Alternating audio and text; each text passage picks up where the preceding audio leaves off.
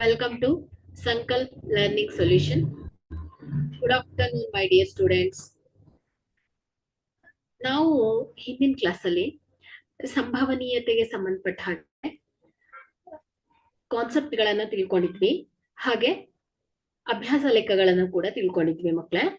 So ಇವತ್ತಿನ ಕ್ಲಾಸಲ್ಲಿ ಏನ್ ಮಾಡೋಣ, ಇನ್ನುಳಿದ ಅಭ್ಯಾಸ ಲೆಕ್ಕಗಳನ್ನ ಒಂದೊಂದಾಗೆ ನೋಡ್ತಾ ಹೋಗೋಣ.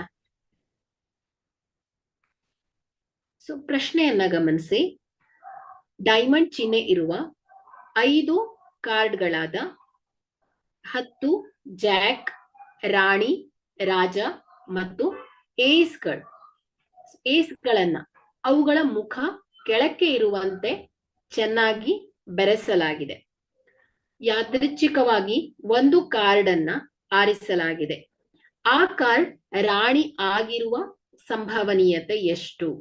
ಹಾಗೆ ರಾಣಿ ಕಾರ್ಡ್ ಅನ್ನ ತೆಗೆದು ಪಕ್ಕದಲ್ಲಿರಿಸಿ ಎರಡನೆಯ ಕಾರ್ಡ್ ಅನ್ನು ಆರಿಸಿದಾಗ ಅದು ಒಂದು ಏಸ್ ಆಗಿರುವ ಸಂಭವನೀಯತೆ ಎಷ್ಟು, ಹಾಗೆ ಒಂದು ರಾಣಿ ಆಗಿರುವ ಸಂಭವನೀಯತೆ ಎಷ್ಟು ಅಂತ ಕೇಳಿದ್ದಾರೆ. ಸೊ ನಾನು ಈಗಾಗ್ಲೇ ಹೇಳಿದ್ದೇನೆ. ಸೊ ಕಾರ್ಡಿಗೆ ಸಂಬಂಧಪಟ್ಟ ಹಾಗೆ ಸೊ ಎಷ್ಟು ಕಾರ್ಡ್ಸ್ ಗಳಿರತ್ತೆ, ಸೊ ಅದರಲ್ಲಿ ಯಾವ್ಯಾವ ಗುಂಪುಗಳಿರತ್ತೆ ಅನ್ನೋದನ್ನ ನಾನು ಕಾನ್ಸೆಪ್ಟ್ ಅಲ್ಲಿ ಕ್ಲಿಯರ್ ಮಾಡಿದ್ದೇನೆ ಮಕ್ಕಳೇ. ಸೊ ಇಲ್ಲಿ ಕೊಟ್ಟಿರೋ ಪ್ರಶ್ನೆಯನ್ನ ಗಮನಿಸಿ. ಸೊ ಇಲ್ಲಿ ಎಷ್ಟು ಕಾರ್ಡ್ ಅನ್ನ ಕೊಟ್ಟಿದ್ದಾರೆ? ಡೈಮಂಡ್ ಚಿಹ್ನೆ ಇರುವಂತ 5 ಕಾರ್ಡ್ ಅನ್ನ ಕೊಟ್ಟಿದ್ದಾರೆ ಅಲ್ವಾ?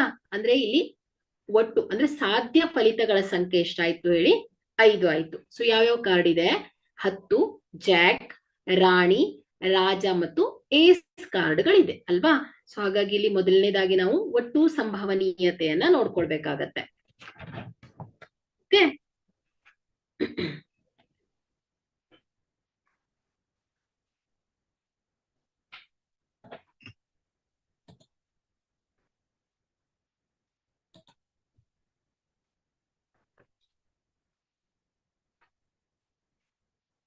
ಒಟ್ಟು ಸಾಧ್ಯ ಫಲಿತಗಳ ಸಂಖ್ಯೆ ಅಲ್ವಾ? ಸೊ ಸಾಧ್ಯ ಫಲಿತಗಳ ಸಂಖ್ಯೆ n of s is equal to ಎಷ್ಟು? 5. ಸೊ ಇಲ್ಲಿ ಮೊದಲನೇ ಪ್ರಶ್ನೆಯನ್ನ ಏನ್ ಕೇಳ್ತಾ ಇದ್ದಾರೆ ಅವರು? ಆ ಕಾರ್ಡ್ ರಾಣಿ ಆಗಿರುವ ಸಂಭವನೀಯತೆ ಎಷ್ಟು ಅಂತ ಕೇಳ್ತಾ ಇದ್ದಾರೆ. ಅಂದ್ರೆ ನಾವು ಯಾದೃಚ್ಛಿಕವಾಗಿ ಒಂದು ಕಾರ್ಡ್ ಅನ್ನ ತೆಗೆದಾಗ ರಾಣಿ ಆಗಿರುವ ಸಂಭವನೀಯತೆ ಅಂದ್ರೆ ಈ ಒಂದು ಘಟನೆ ಅನುಕೂಲಿಸುವ ಫಲಿತಗಳ ಸಂಖ್ಯೆಯನ್ನ ನೋಡ್ಬೇಕು.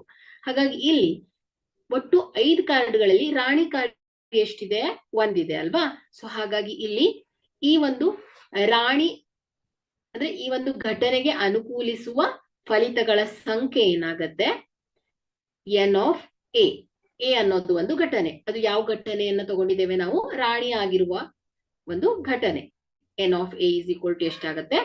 1. ಹಾಗಾದ್ರೆ ಇಲ್ಲಿ ರಾಣಿ ಕಾರ್ಡ್ ಆಗಿರುವ ಸಂಭವನೀಯತೆಯನ್ನ ಲೆಕ್ಕ ಹಾಕಿದ್ರೆ p of a is equal to ಏನಾಗತ್ತೆ ಹೇಳಿ?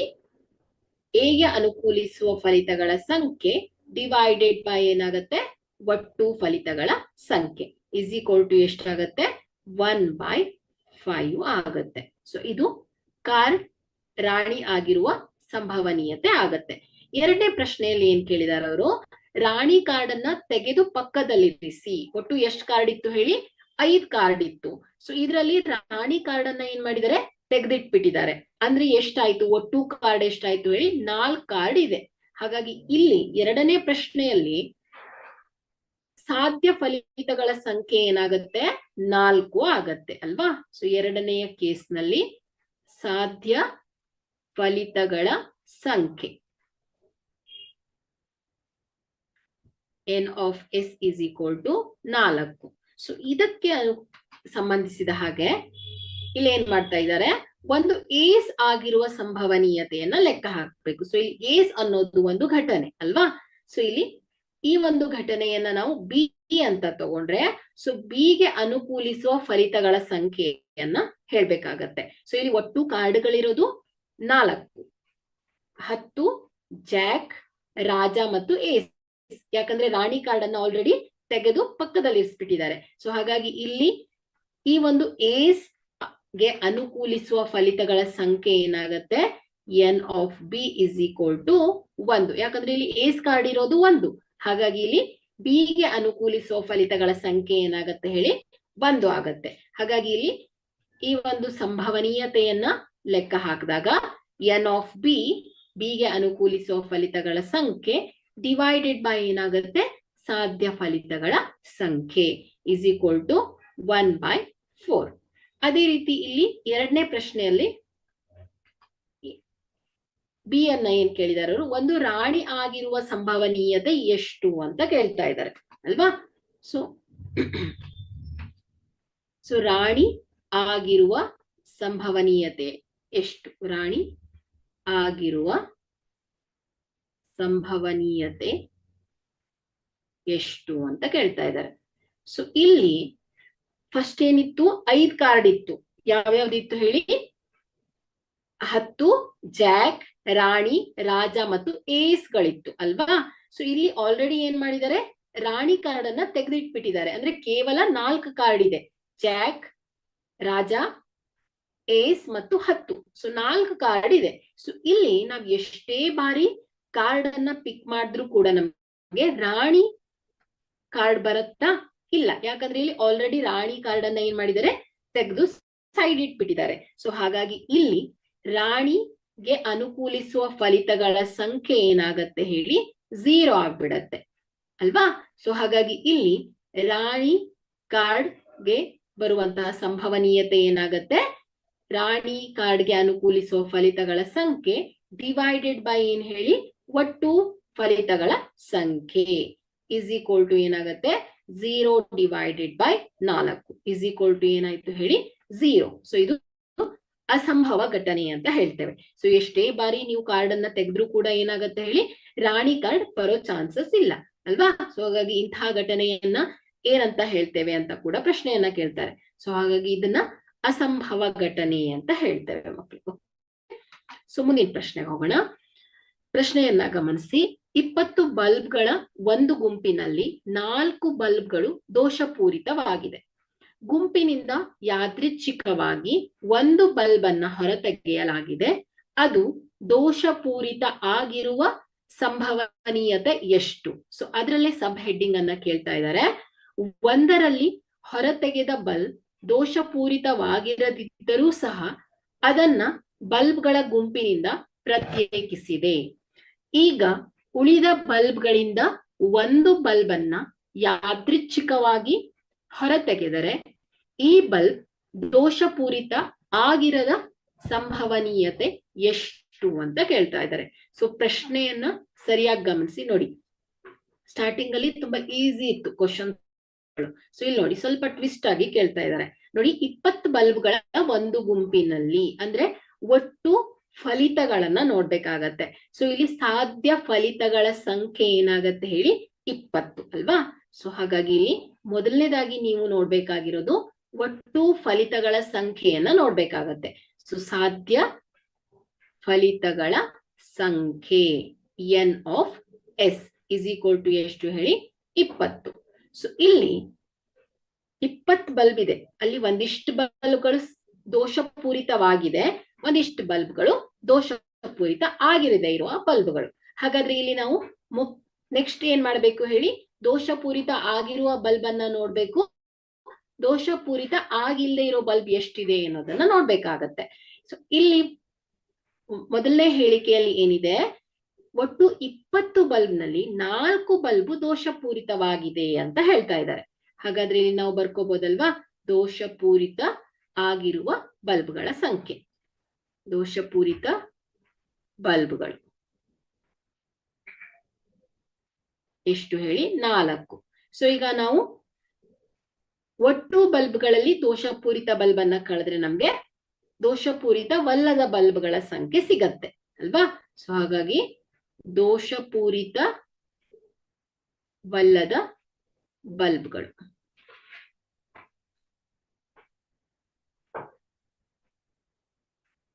ಎಷ್ಟು ಹೇಳಿ 20 - 4 16 ಆಗತ್ತೆ ಅಲ್ವಾ. So 20 - 4 is equal to 16. ಅಂದ್ರೆ ಇಲ್ಲಿ ಒಟ್ಟು 20 ಬಲ್ಬ್ ನಲ್ಲಿ ದೋಷಪೂರಿತ ಆಗಿರುವ ಬಲ್ಬು 4 ಆಯ್ತು, ದೋಷಪೂರಿತವಲ್ಲದ ಬಲ್ಬ್ಗಳ ಸಂಖ್ಯೆ 16 ಆಯ್ತು. ಸೊ ಇಷ್ಟಂತೂ ಗೊತ್ತಾಯ್ತು ನಮ್ಗೆ.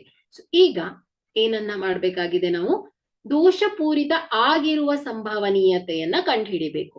ಅಂದ್ರೆ ಒಟ್ಟು ಬಲ್ಬ್ಗಳಲ್ಲಿ ನಾವು ಯಾದೃಚ್ಛಿಕವಾಗಿ ಬಲ್ಬ್ ಅನ್ನ ತೆಗೆದಾಗ ದೋಷಪೂರಿತ ಆಗಿರುವ ಬಲ್ಬ್ಗಳು ಎಷ್ಟು ಸಿಗತ್ತೆ ಅಂದ್ರೆ ಇದಕ್ಕೆ ಅನುಕೂಲಿಸುವ ಫಲಿತಗಳ ಸಂಖ್ಯೆಯನ್ನ ಕ್ಯಾಲ್ಕುಲೇಟ್ ಮಾಡಬೇಕು. ಸೊ ಈ ಒಂದು ಘಟನೆಯನ್ನ ನಾವು ಎ ಅಂತ ತಗೊಂಡ್ರೆ, ಸೊ ಈ ಒಂದು ಘಟನೆ ಎಗೆ ಅನುಕೂಲಿಸುವ ಫಲಿತಗಳ ಸಂಖ್ಯೆ ಎಷ್ಟಾಗತ್ತೆ ಹೇಳಿ? 4 ಅಲ್ವಾ? ಯಾಕಂದ್ರೆ ಇಲ್ಲಿ 4 ಬಲ್ಬ್ ಮಾತ್ರ ದೋಷಪೂರಿತ ಆಗಿರೋದ್ರಿಂದ ಸೊ 4 ಸಲ ದೋಷಪೂರಿತ ಆಗಿರುವ ಬಲ್ಬ್ಗಳು ಸಿಗತ್ತೆ ಮಕ್ಕಳೇ. ಸೊ 5ನೇ ಟೈಮು ಸಿಗೋ ಚಾನ್ಸಸ್ ಇರೋದಿಲ್ಲ.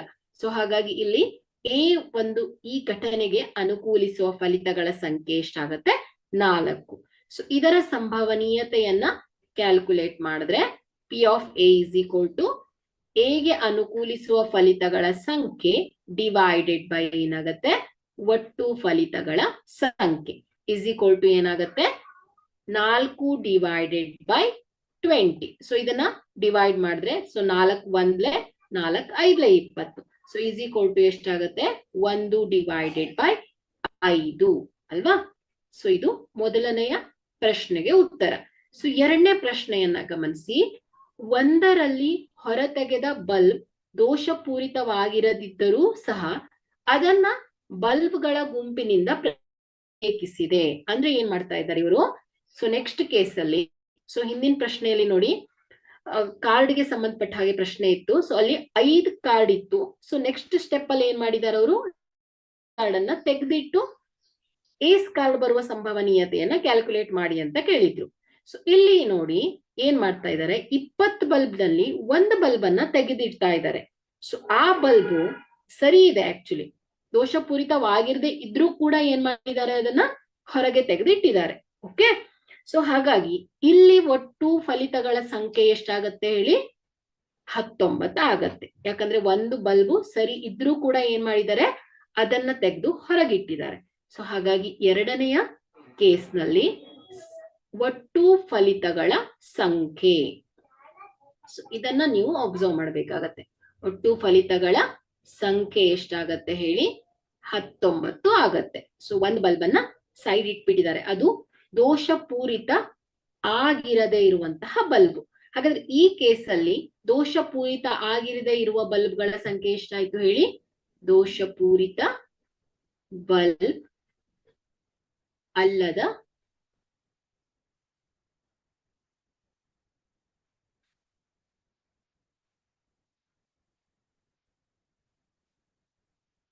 ಸಂಖ್ಯೆ ಈಸ್ ಈಕ್ವಲ್ ಟು ಎಷ್ಟಾಗತ್ತೆ ಹೇಳಿ? 16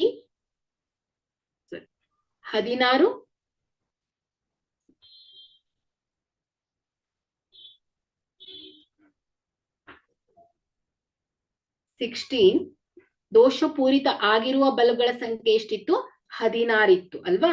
ಸೊ ದೋಷಪೂರಿತ 20 ಬಲ್ಬ್ ಅಲ್ಲಿ 4 ಬಲ್ಬ್ ದೋಷಪೂರಿತ ಆಗಿತ್ತು, 16 ಬಲ್ಬ್ ಏನಾಗಿತ್ತು? ದೋಷಪೂರಿತವಲ್ಲದ ಬಲ್ಬ್ ಆಗಿತ್ತು. ಸೊ ಇಲ್ಲಿ 20 ಬಲ್ಬ್ ಅಲ್ಲಿ ಏನ್ ಮಾಡಿದ್ದಾರೆ? 1 ಬಲ್ಬ್ ಅನ್ನ ತೆಗೆದಿಟ್ಟಿದ್ದಾರೆ. ಸೊ ಅದು ಏನ್ ಹೇಳಿ? ದೋಷಪೂರಿತ ಆಗಿರದೇ ಇರೋ ಬಲ್ಬು. ಅಂದ್ರೆ 16 ಬಲ್ಬ್ ಅಲ್ಲಿ 1 ಬಲ್ಬ್ ಹೋದ್ರೆ 15 ಬಲ್ಬ್ ಉಳಿಯತ್ತೆ ಅಲ್ವಾ? ಸೊ ಹಾಗಾಗಿ ಇಲ್ಲಿ ದೋಷಪೂರಿತವಲ್ಲದ ಬಲ್ಬ್ಗಳ ಸಂಖ್ಯೆ 15. ದೋಷಪೂರಿತ ಬಲ್ಬ್ ಇಸ್ ಈಕ್ವಲ್ ಟು ಎಷ್ಟು ಹೇಳಿ? 4. ಇದು ಆಲ್ರೆಡಿ ಗೊತ್ತಿರೋದೆ. ಸೊ ಹಾಗಾಗಿ ಇಲ್ಲಿ ಟೋಟಲ್ ಎಷ್ಟಾಯ್ತು? 19 ಬಲ್ಬ್ ಆಯ್ತು ಅಲ್ವಾ? ಒಟ್ಟು ಫಲಿತಗಳ ಸಂಖ್ಯೆ ಎಷ್ಟು? 19. ಸರಿ ಆಯ್ತು. ಸೊ ಈಗ ಇಲ್ಲಿ ಏನ್ ಹೇಳ್ತಾ ಇದ್ದಾರೆ ಅವರು? ಯಾದೃಚ್ಛಿಕವಾಗಿ 1 ಬಲ್ಬ್ ಅನ್ನ ಹೊರ ತೆಗೆದರೆ ಈ ಬಲ್ಬ್ ದೋಷಪೂರಿತ ಆಗಿರದ ಸಂಭವನೀಯತೆ ಎಷ್ಟು?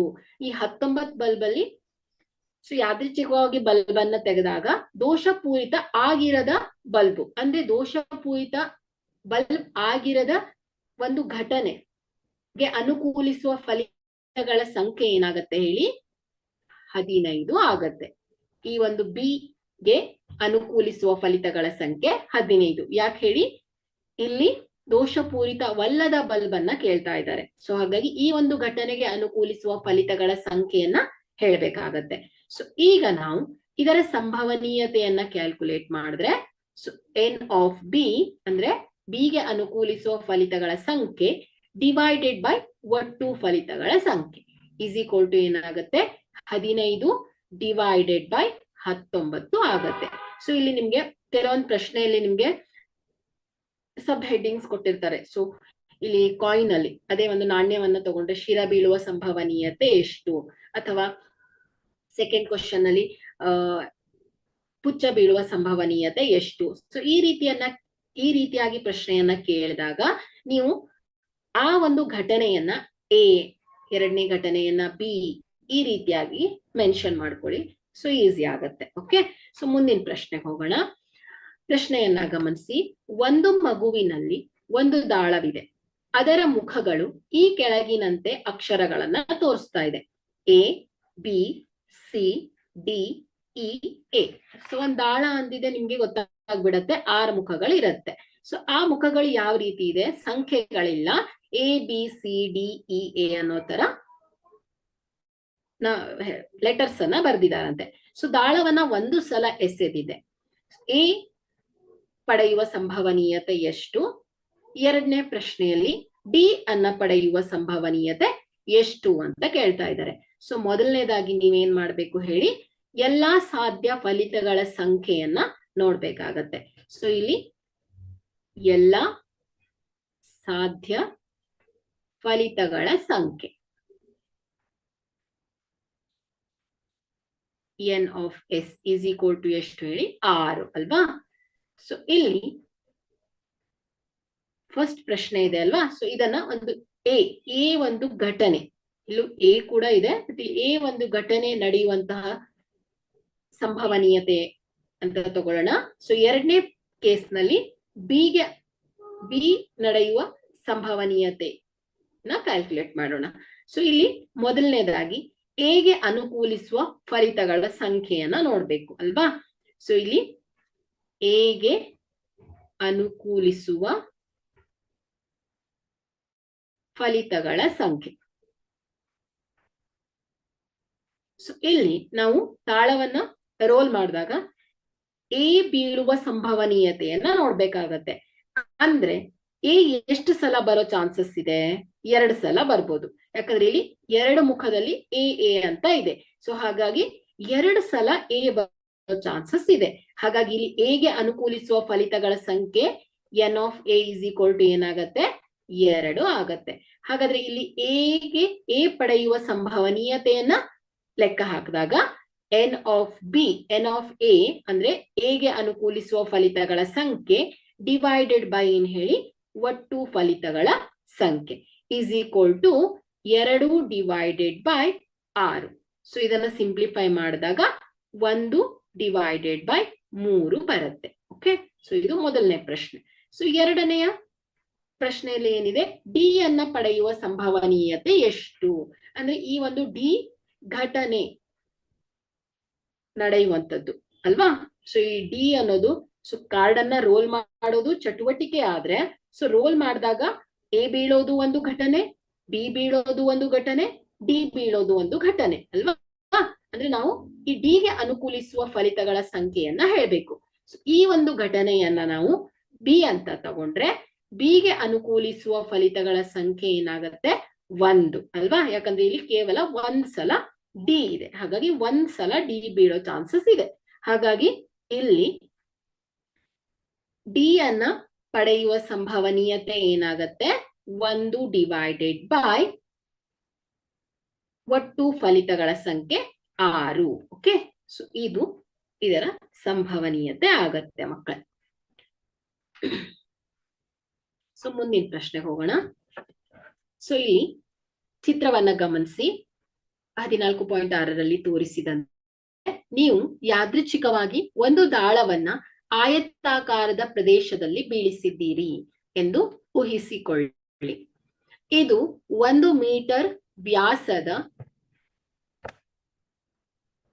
ವೃತ್ತದೊಳಗೆ ನಿಲ್ಲುವ ಸಂಭವನೀಯತೆ ಎಷ್ಟು ಅಂತ ಕೇಳ್ತಾ ಇದ್ದಾರೆ. ಸೊ ಇಲ್ಲಿ ಈ ಒಂದು ಆಯತಾಕಾರದ ಜಾಗ ಇದೆ ಅಲ್ವಾ?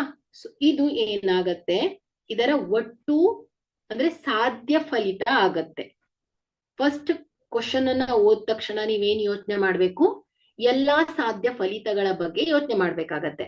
ಸೊ ಇಲ್ಲಿ ನಾವೇನ್ ಮಾಡ್ಬೇಕು, ಈ ಒಂದು ಆಯತಾಕಾರದ ಜಾಗ ಇದೆ ಅಲ್ವಾ, ಸೊ ಇದಿಷ್ಟು ಭಾಗ ಏನಾಗತ್ತೆ ಹೇಳಿ, ಸಾಧ್ಯ ಫಲಿತಗಳ ಸಂಖ್ಯೆ ಆಗತ್ತೆ. ಯಾಕಂದ್ರೆ ಇದಿಷ್ಟು ಜಾಗದಲ್ಲಿ ಎಲ್ಲಾದ್ರೂ ಒಂದ್ ಜಾಗದಲ್ಲಿ ಬೀಳ್ತಾ ಇದೆ ಇದು ಅಲ್ವಾ. ಸೊ ಇಲ್ಲಿ ನಾವು ಕ್ಯಾಲ್ಕುಲೇಟ್ ಮಾಡ್ಬೇಕಾಗಿರೋದು, ಆ ದಾಳ 1 ಮೀಟರ್ ವ್ಯಾಸದ ವೃತ್ತದೊಳಗೆ ನಿಲ್ಲುವ ಸಂಭವನೀಯತೆ ಅಂದ್ರೆ ಈ ಒಂದು ವೃತ್ತಕ್ಕೆ ಅನುಕೂಲಿಸುವ ಫಲಿತಗಳ ಸಂಖ್ಯೆ ಡಿವೈಡೆಡ್ ಬೈ ಏನಾಗತ್ತೆ ಹೇಳಿ, ಒಟ್ಟು ಫಲಿತಗಳ ಸಂಖ್ಯೆ ಆಗತ್ತೆ. ಇದು ಇದರ ಸಂಭವನೀಯತೆ. ಅದೇ ಇನ್ನೊಂದು ರೀತಿ ಕೇಳ್ಬೋದು. ಸೊ ಇಲ್ಲಿ ಟ್ರಯಾಂಗಲ್, ತ್ರಿಭುಜವನ್ನ ಕೊಟ್ಟಿರ್ತಾರೆ. ಸೊ ಇಲ್ಲಿ ತ್ರಿಭುಜದ ಒಳಗಡೆ ಈ ಒಂದು ದಾಳ ಬೀಳುವ ಸಂಭವನೀಯತೆ ಎಷ್ಟು ಅಂತ ಕೇಳ್ತಾರೆ. ಸೊ ಆಗ ನೀವೇನ್ ಮಾಡ್ಬೇಕು, ಈ ಒಂದು ಈ ತ್ರಿಭುಜಕ್ಕೆ ಅನುಕೂಲಿಸುವ ಫಲಿತಗಳ ಸಂಖ್ಯೆ ಡಿವೈಡೆಡ್ ಬೈ ಏನಾಗತ್ತೆ ಹೇಳಿ, ಒಟ್ಟು ಫಲಿತಗಳ ಸಂಖ್ಯೆ. ಸೊ ಇದು ಏನಾಗತ್ತೆ, ಈ ಒಂದು ಘಟನೆಯ ಸಂಭವನೀಯತೆ ಆಗತ್ತೆ ಮಕ್ಕಳೇ. ಹಾಗಾದ್ರೆ ಇಲ್ಲಿ ಯಾವ ರೀತಿ ಕ್ಯಾಲ್ಕುಲೇಟ್ ಮಾಡ್ತೇವೆ ನಾವು? ಮೊದಲನೇದಾಗಿ ಒಟ್ಟು ಸಾಧ್ಯ ಫಲಿತಗಳ ಸಂಖ್ಯೆಯನ್ನ ನೋಡ್ಬೇಕು. ಅಂದ್ರೆ ಏನಾಯ್ತು, ಇದು ಆಯತದ ವಿಸ್ತೀರ್ಣಕ್ಕೆ ಸಮನಾಗತ್ತೆ ಅಲ್ವಾ. ಸೊ ಇದು ಆಯತ ಅಂದ್ರೆ ಇದರ ವಿಸ್ತೀರ್ಣವನ್ನ ಕ್ಯಾಲ್ಕುಲೇಟ್ ಮಾಡ್ಬೇಕು. ಸೊ ಯಾಕಂದ್ರೆ ಈ ಒಂದಿಷ್ಟು ಜಾಗದಲ್ಲಿ ಎಲ್ಲಾದ್ರೂ ಕೂಡ ಈ ದಾಳ ಬೀಳ್ಬೋದು. ಸೊ ಇದಿಷ್ಟು ಜಾಗದಲ್ಲಿ ಬೀಳ್ಬೇಕು, ಬಟ್ ಎಲ್ಲಿ ಬೇಕಾದ್ರೂ ಅದು ಬೀಳ್ಬೋದು. ಇಲ್ಲಿ ಕೇಳ್ತಾ ಇರೋದು ವೃತ್ತದಲ್ಲಿ ಬೀಳುವಂತಹ ಸಂಭವನೀಯತೆಯನ್ನ ಕೇಳ್ತಾ ಇದ್ದಾರೆ. ಸೊ ಹಾಗಾಗಿ ಇಲ್ಲಿ ನಾವು ಎನ್ ಆಫ್ ಎಸ್ ಅಂದ್ರೆ ಏನಾಗತ್ತೆ ಹೇಳಿ, ಆಯತದ ವಿಸ್ತೀರ್ಣಕ್ಕೆ ಸಮನಾಗತ್ತೆ ಅಲ್ವಾ. ಸೊ ಹಾಗಾಗಿ ಇಲ್ಲಿ ಆಯತದ ವಿಸ್ತೀರ್ಣವನ್ನ ಕ್ಯಾಲ್ಕುಲೇಟ್ ಮಾಡ್ಬೇಕು. ಸೊ ಆಯತದ ವಿಸ್ತೀರ್ಣವನ್ನ ಕ್ಯಾಲ್ಕುಲೇಟ್ ಮಾಡ್ಬೇಕು ಅಂದ್ರೆ ಮುಖ್ಯವಾಗಿ ನಿಮ್ಗೆ ಏನ್ ಗೊತ್ತಿರ್ಬೇಕು ಹೇಳಿ, ಆಯತದ ವಿಸ್ತೀರ್ಣದ ಸೂತ್ರ ಗೊತ್ತಿರ್ಬೇಕು. ಸೊ ಆಯತದ ವಿಸ್ತೀರ್ಣ ಇಸ್ ಈಕ್ವಲ್ ಟು ಏನ್ ಹೇಳಿ, ಎಲ್ ಇಂಟು ಬಿ ಅಲ್ವಾ, ಉದ್ದ ಇಂಟು ಅಗಲ. ಸೊ ಇಲ್ಲಿ ಉದ್ದ ಎಷ್ಟಿದೆ, 3 ಮೀಟರ್ ಇದೆ, ಅಗಲ 2 ಮೀಟರ್ ಇದೆ. ಸೊ ಹಾಗಾಗಿ ಇಲ್ಲಿ 3 ಇಂಟು 2 ಇಸ್ ಈಕ್ವಲ್ ಟು ಎಷ್ಟು ಬರ್ತಾ ಇದೆ, 6 ಮೀಟರ್ ಸ್ಕ್ವೇರ್ ಆಗತ್ತೆ ಅಲ್ವಾ. ಸೊ ಇಲ್ಲಿ ವಿಸ್ತೀರ್ಣ ಅಂದ್ರೆ ಏನ್ ಹೇಳಿ, 2 ಡೈಮೆನ್ಷನಲ್ ಕ್ವಾಂಟಿಟಿ.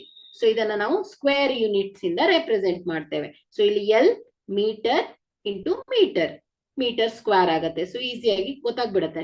ಅದೇ ಸೆಂಟಿಮೀಟರ್ ಇಲ್ಲಿದ್ರೆ centimetre into centimetre, centimetre square ಆಗತ್ತೆ. ಸೊ ಈಗ ನಾವು ಆಯತದ ವಿಸ್ತೀರ್ಣವನ್ನ ಕಂಡುಹಿಡಿದಿದ್ದೇವೆ. ಸೊ ಇದು ಯಾವುದಕ್ಕೆ ಸಮನಾಗತ್ತೆ ಹೇಳಿ, ಒಟ್ಟು ಸಾಧ್ಯ ಫಲಿತಗಳ ಸಂಖ್ಯೆಗೆ ಸಮನಾಗತ್ತೆ. ಸೊ ಇಲ್ಲಿ ನಾವೇನ್ ಮಾಡ್ಬೇಕು, ಎನ್ ಆಫ್ ಎ, ಈ ಒಂದು ಎ ಅಂದ್ರೆ ಘಟನೆ ಈ ಎಗೆ ಅನುಕೂಲಿಸುವ ಫಲಿತಗಳ ಸಂಖ್ಯೆಯನ್ನ ನೋಡ್ಬೇಕು. ಸೊ ಇಲ್ಲಿ ಯಾವ ಘಟನೆ ನಡೀತಾ ಇದೆ, ದಾಳವನ್ನ ಉರುಳಿಸಿದಾಗ ವೃತ್ತದೊಳಗೆ ಬೀಳುವ ಸಂಭವನೀಯತೆಯನ್ನ ನೋಡ್ಬೇಕು.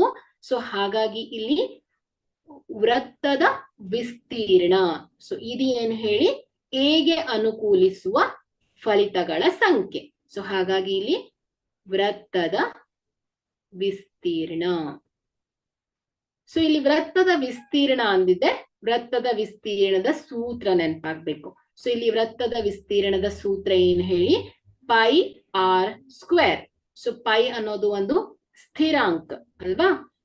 ಸೊ ಈಗ ಇದನ್ನ ಕ್ಯಾಲ್ಕುಲೇಟ್ ಮಾಡಿದ್ರೆ ಪೈ ಇಂಟು ಆರ್ ಅಂದ್ರೆ ಏನ್ ಹೇಳಿ, ವೃತ್ತದ ತ್ರಿಜ್ಯ.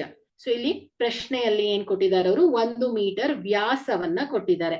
ಸೊ ವ್ಯಾಸ ಏನಾಯ್ತು, 1 ಮೀಟರ್ ಅಂದ್ರೆ D is equal to 1 metre. So ತ್ರಿಜ್ಯ ಬೇಕು. ಸೊ ತ್ರಿಜ್ಯ ಏನಾಗುತ್ತೆ ಹೇಳಿ, ವ್ಯಾಸದ ಅರ್ಧದಷ್ಟಿರತ್ತೆ. ಸೊ ಹಾಗಾಗಿ ಆರ್ ಇಸ್ ಈಕ್ವಲ್ ಟು ಏನ್ ಹೇಳಿ, 1/2. ಸೊ ಈ ಮೌಲ್ಯವನ್ನ ನಾವು ಸೂತ್ರದಲ್ಲಿ ಆದೇಶಿಸಿದಾಗ 1/2 ಹೋಲ್ ಸ್ಕ್ವೇರ್ ಆಗತ್ತೆ, is equal to pi into 1/4. So is equal to 5/4 metre square. So ಇದು ಏನ್ ಹೇಳಿ, ವೃತ್ತದ ವಿಸ್ತೀರ್ಣ. ಸೊ ಈಗ ನಾವು ಸೂತ್ರ ಏನ್ ಹೇಳತ್ತೆ, ಪಿ ಆಫ್ ಎ. ಈ ಒಂದು ಘಟನೆ ಅಂದ್ರೆ ವೃತ್ತದೊಳಗೆ ಬೀಳುವ ಸಂಭವನೀಯತೆ, ಇದನ್ನ ನಾವು ಎ ಅಂತ ಪರಿಗಣಿಸಿದ್ರೆ, so P of A is equal to ಏನ್ ಹೇಳಿ, ಎಗೆ ಅನುಕೂಲಿಸುವ ಫಲಿತಗಳ ಸಂಖ್ಯೆ ಡಿವೈಡೆಡ್ ಬೈ ಏನ್ ಹೇಳಿ ಒಟ್ಟು ಫಲಿತಗಳ ಸಂಖ್ಯೆ. ಸೊ ಇಲ್ಲಿ ಎ ಅನ್ನೋದು ಏನು, ವೃತ್ತದ ವಿಸ್ತೀರ್ಣ.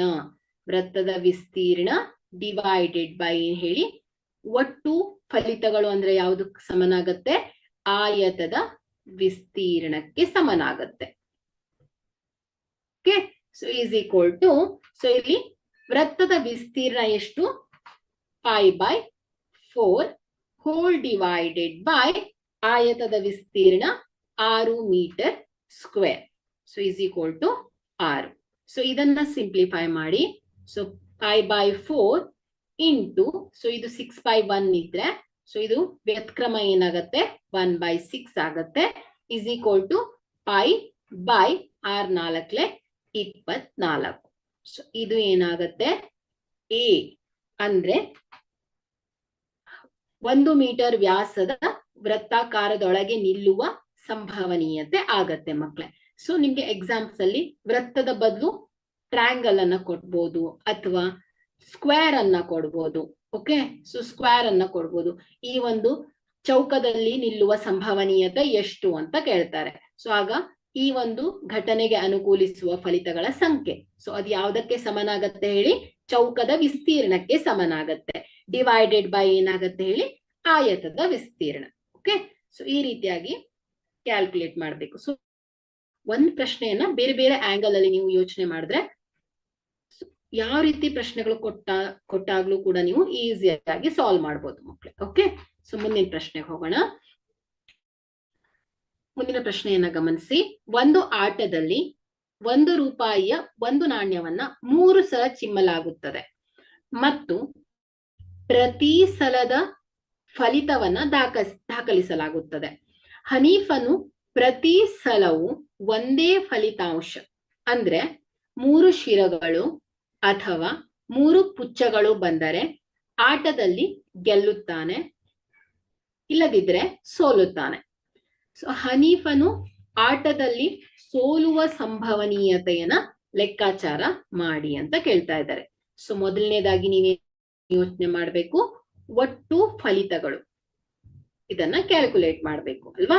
ಸೊ ಇಲ್ಲಿ ಸಾಧ್ಯ ಫಲಿತಗಳ ಸಂಖ್ಯೆಯನ್ನ ಕ್ಯಾಲ್ಕುಲೇಟ್ ಮಾಡ್ಬೇಕು. ಸೊ ಒಂದ್ ಆಟದಲ್ಲಿ 1 ರೂಪಾಯಿಯ ನಾಣ್ಯವನ್ನ 3 ಸಲ ಚಿಮ್ತಾ ಇದ್ದಾರೆ ಅಂದ್ರೆ, ಸೊ ಎಲ್ಲಾ ಸಾಧ್ಯ ಫಲಿತಗಳ ಸಂಖ್ಯೆ. ಸೊ ಯಾವ್ಯಾವ ರೀತಿ ಬರೋ ಚಾನ್ಸಸ್ ಇದೆ ನೋಡಿ. ಹೆಡ್ ಹೆಡ್ ಹೆಡ್ ಬೀಳ್ಬೋದು, head head tail, head tail head, ಹಾಗೆ ಹೆಡ್ ಟೇಲ್ ಟೇಲ್. ಸೊ ಈ ರೀತಿಯಾಗಿ 3 ಸಲ ಎಷ್ಟಾಗತ್ತೆ ಹೇಳಿ, 8 ರೀತಿಯಲ್ಲಿ ಫಲಿತಾಂಶ ಬರೋ ಚಾನ್ಸಸ್ ಇದೆ. ಸೊ ನಾವು ಕಾನ್ಸೆಪ್ಟ್ ಅಲ್ಲಿ ಅದನ್ನ ಕ್ಲಿಯರ್ ಮಾಡಿದ್ದೇನೆ.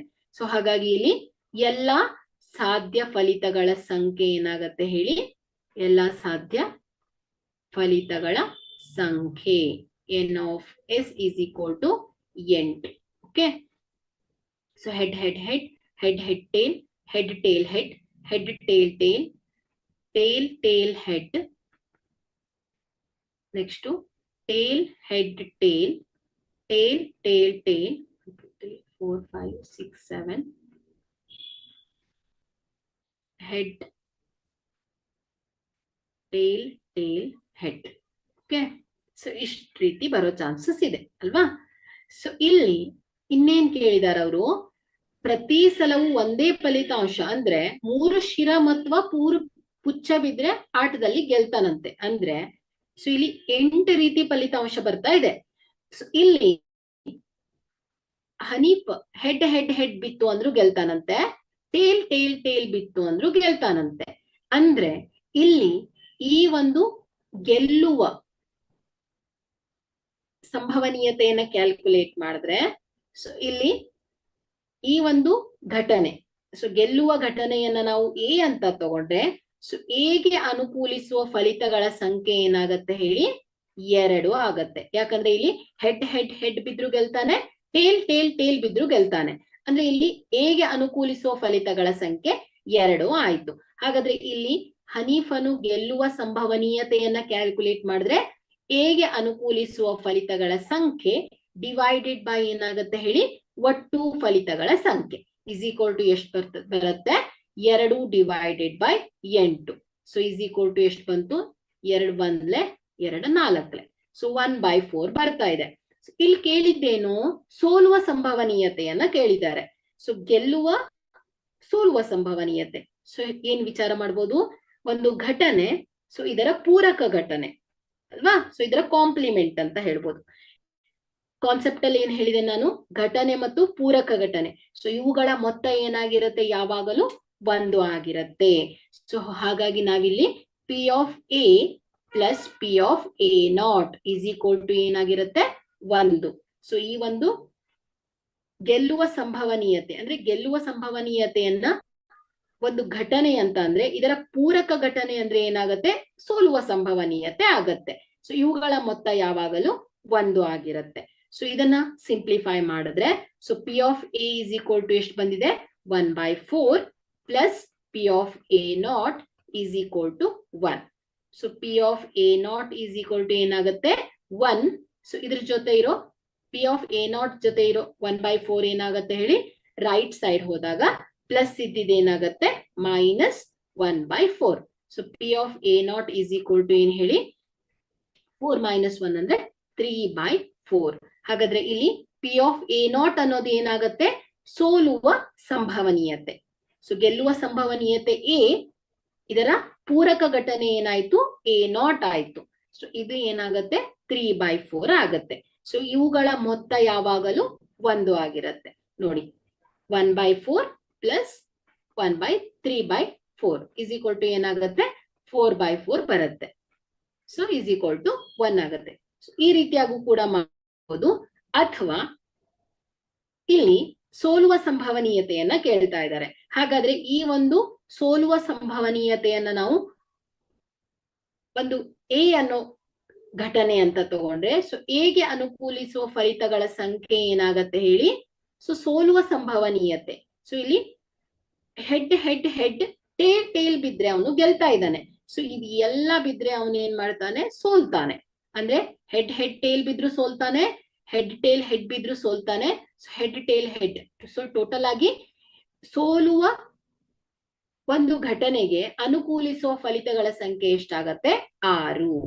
ಸೊ ಈ ಒಂದು ಸೋಲುವ ಸಂಭವನೀಯತೆಯನ್ನ ಕ್ಯಾಲ್ಕುಲೇಟ್ ಮಾಡಿದ್ರೆ ಹೇಗೆ ಅನುಕೂಲಿಸುವ ಫಲಿತಗಳ ಸಂಖ್ಯೆ ಡಿವೈಡೆಡ್ ಬೈ ಹೇಳಿ ಒಟ್ಟು ಫಲಿತಗಳ ಸಂಖ್ಯೆ ಈಸ್ ಈಕ್ವಲ್ ಟು ಎಷ್ಟು ಬರುತ್ತೆ, 3/4. ನೋಡಿ ಸೇಮ್ ಬಂದಿದೆ ಅಲ್ವಾ.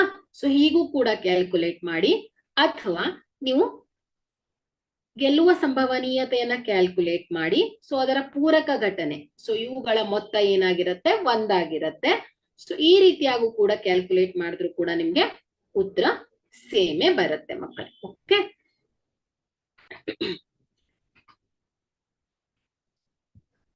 ಸೊ ಮುಂದಿನ ಪ್ರಶ್ನೆಗೆ ಹೋಗೋಣ.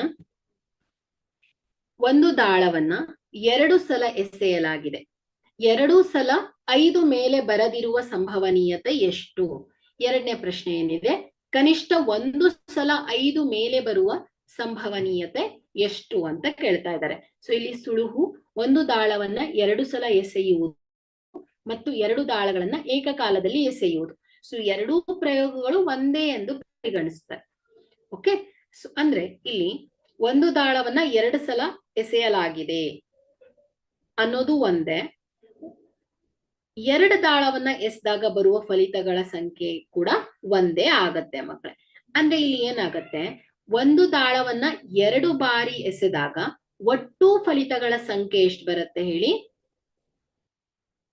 36 ಬರುತ್ತೆ. ಓಕೆ, ಅಂದ್ರೆ ಇಲ್ಲಿ ಒಟ್ಟು ಫಲಿತಗಳ ಸಂಖ್ಯೆ ಎಷ್ಟು ಬಂತು, 36.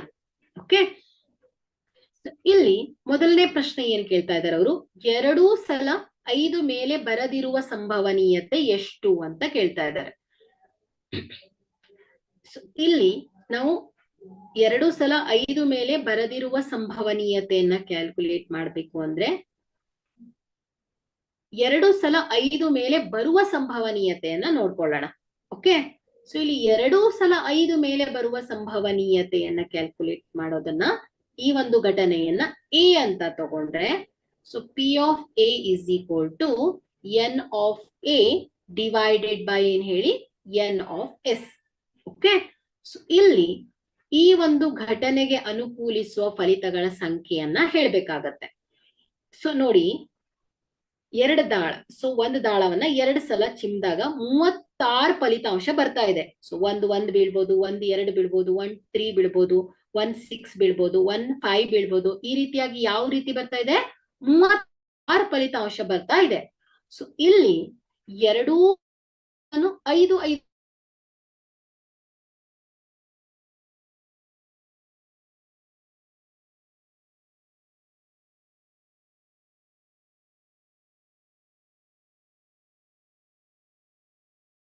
ಟೈಮ್ ಇದೆ ಅಲ್ವಾ? ಸೊ ಹಾಗಾಗಿ ಇಲ್ಲಿ ಎಗೆ ಅನುಕೂಲಿಸುವ ಫಲಿತಗಳ ಸಂಖ್ಯೆ ಎಷ್ಟಾಯ್ತು? 1. So is equal to 1/36. So ಇದೇನ್ ಹೇಳಿ? 2 ಸಲ 5 ಮೇಲೆ ಬರುವ ಫಲಿತಾಂಶ ಆಯ್ತು. ಓಕೆ. ಸೊ ಇಲ್ಲಿ ಪ್ರಶ್ನೆ ಏನ್ ಕೇಳಿದಾರೆ ಅವರು? 2 ಸಲ 5 ಮೇಲೆ ಬರದೇ ಇರುವ ಸಂಭವನೀಯತೆಯನ್ನ ಹೇಳ್ಬೇಕು. ಸೊ ಈ ಒಂದು ಘಟನೆಯ ಪೂರಕ ಘಟನೆ ಇದಾಯ್ತು. ಸೊ ಇದನ್ನ ಹೇಗೆ ಕ್ಯಾಲ್ಕುಲೇಟ್ ಮಾಡ್ತೇವೆ ನಾವು? P of A plus P of A naught is equal to 1. So P of A plus P of A naught. One second.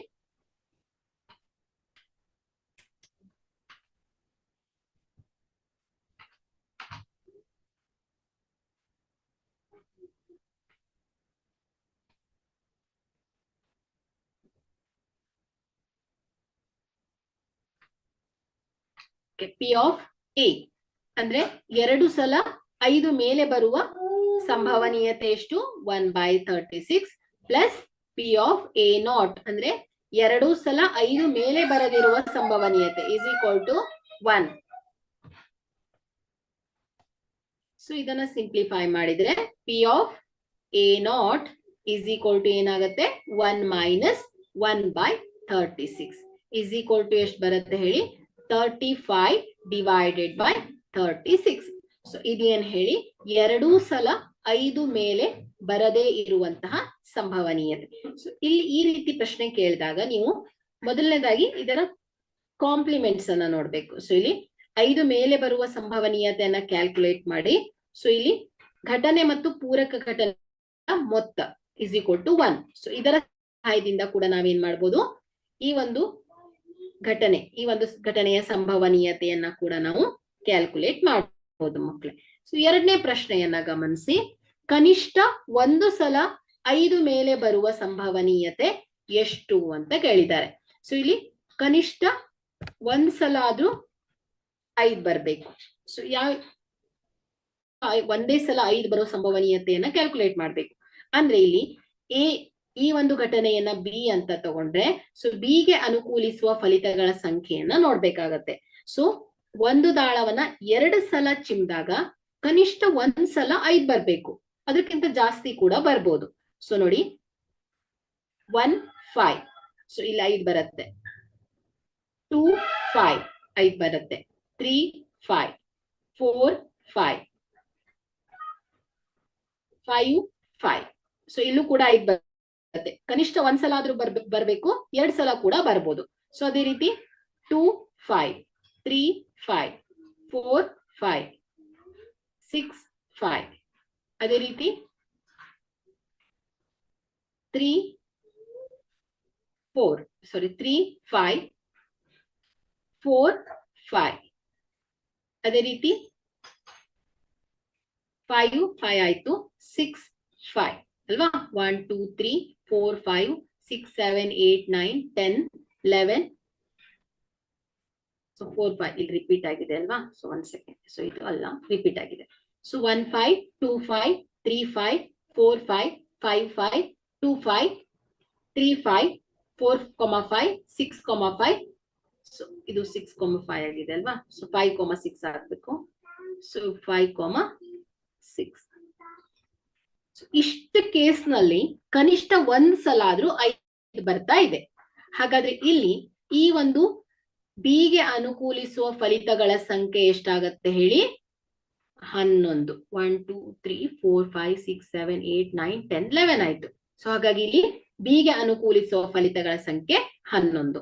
So ಈ ಒಂದು ಬಿ ಘಟನೆ ನಡೆಯುವಂತಹ ಸಂಭವನೀಯತೆ ಅಂದ್ರೆ ಏನ್ ಹೇಳಿ, ಕನಿಷ್ಠ ಒಂದು ಸಲ 5 ಮೇಲೆ ಬರುವ ಸಂಭವನೀಯತೆಯನ್ನ ಕ್ಯಾಲ್ಕುಲೇಟ್ ಮಾಡಿದ್ರೆ so P of B is equal to ಏನಾಗುತ್ತೆ, ಬಿ ಗೆ ಅನುಕೂಲಿಸುವ ಫಲಿತಗಳ ಸಂಖ್ಯೆ ಡಿವೈಡೆಡ್ ಬೈ ಏನಾಗುತ್ತೆ, ಒಟ್ಟು ಫಲಿತಗಳ ಸಂಖ್ಯೆ. So is equal to 11 divided by 36.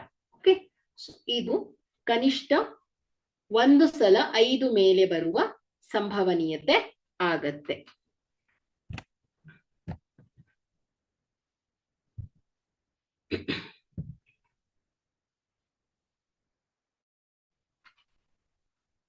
ಮುಂದಿನ ಪ್ರಶ್ನೆ ಹೋಗೋಣ. 25ನೇ ಪ್ರಶ್ನೆ ಹಾಗೂ ಕೊನೆಯ ಪ್ರಶ್ನೆ. ಕೆಳಗಿನವುಗಳಲ್ಲಿ ಯಾವ ವಾದಗಳು ಸರಿಯಾಗಿವೆ ಮತ್ತು ಯಾವುವು ತಪ್ಪಾಗಿದೆ? ನಿಮ್ಮ ಉತ್ತರಕ್ಕೆ ಕಾರಣಗಳನ್ನ ನೀಡಿರಿ. ಓಕೆ, ಸೊ ಮೊದಲನೇ ಪ್ರಶ್ನೆಯನ್ನ ಗಮನಿಸಿ. 2 ನಾಣ್ಯಗಳನ್ನ ಏಕಕಾಲದಲ್ಲಿ ಚಿಮ್ಮಿಸಿದಾಗ 3 ಸಾಧ್ಯ ಫಲಿತಗಳು ಇರುತ್ತವೆ. 2 ಶಿರಗಳು, 2 ಪುಚ್ಚಗಳು ಅಥವಾ ಪ್ರತಿಯೊಂದರಲ್ಲೂ ಒಂದರಂತೆ. ಆದ್ದರಿಂದ ಈ ಪ್ರತಿಯೊಂದು ಫಲಿತಗಳ ಸಂಭವನೀಯತೆಯು 1/3 ಅಂತ ಒಂದು ಹೇಳಿಕೆಯನ್ನ ಕೊಟ್ಟಿದ್ದಾರೆ. ಸೊ ಇದು ಸರಿಯಾಗಿದ್ಯಾ ಅಥವಾ ತಪ್ಪಾಗಿದ್ಯಾ ಅಂತ ಹೇಳ್ಬೇಕು. ಸೊ ತಪ್ಪಾಗಿದ್ರೆ ಯಾಕೆ ಅನ್ನೋದನ್ನ ಹೇಳ್ಬೇಕು. ಸೊ ನೋಡಿ, 2 ನಾಣ್ಯಗಳನ್ನ ಏಕಕಾಲದಲ್ಲಿ ಚಿಮ್ಮಿದಾಗ ಒಟ್ಟು ಫಲಿತಗಳು ಎಷ್ಟು ಬರುತ್ತೆ? 4 ಅಲ್ವಾ? ಸೊ ಯಾವ್ಯಾವ್ದು? ಹೆಡ್ ಹೆಡ್ ಬೀಳ್ಬೋದು, ಹೆಡ್ ಟೇಲ್ ಬೀಳ್ಬೋದು, ಟೇಲ್ ಹೆಡ್ ಬೀಳ್ಬೋದು, ಟೇಲ್ ಟೇಲ್ ಬೀಳ್ಬೋದು. ಅಂದ್ರೆ ಇಲ್ಲಿ ಒಟ್ಟು ಫಲಿತಗಳ ಸಂಖ್ಯೆ ಎಷ್ಟಾಗತ್ತೆ ಹೇಳಿ? 4 ಆಗತ್ತೆ. ಬಟ್ ಇಲ್ಲಿ ಅವ್ರೇನ್ ಹೇಳ್ತಾ ಇದ್ದಾರೆ? 3 ಆಗತ್ತೆ ಅಂತ ಇದ್ದಾರೆ. 2 ಶಿರಗಳು ಬರುತ್ತಂತೆ, 2 ಪುಚ್ಚಗಳು ಬರುತ್ತಂತೆ. ಸೊ ಹಾಗಾಗಿ ಈ ಹೇಳಿಕೆ ಏನಾಗಿದೆ? ತಪ್ಪಾಗಿದೆ. ಸೊ ಹಾಗಾಗಿ ಇಲ್ಲಿ ಪ್ರತಿಯೊಂದು ಫಲಿತಗಳ ಸಂಭವನೀಯತೆ 1/3 ಆಗತ್ತೆ ಅಂತ ಇದ್ದಾರೆ.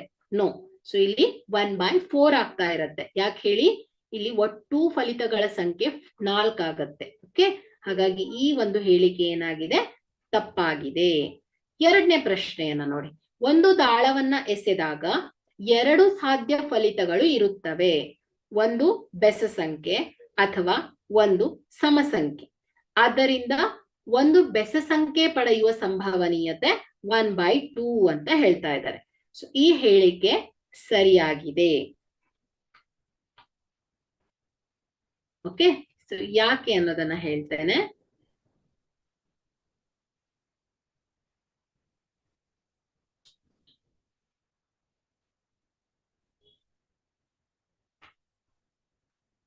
ಓಕೆ, ಸೊ ನೋಡಿ, ಒಂದು ದಾಳವನ್ನ ಎಸೆದಾಗ 2 ಸಾಧ್ಯ ಫಲಿತಗಳಿರತ್ತೆ.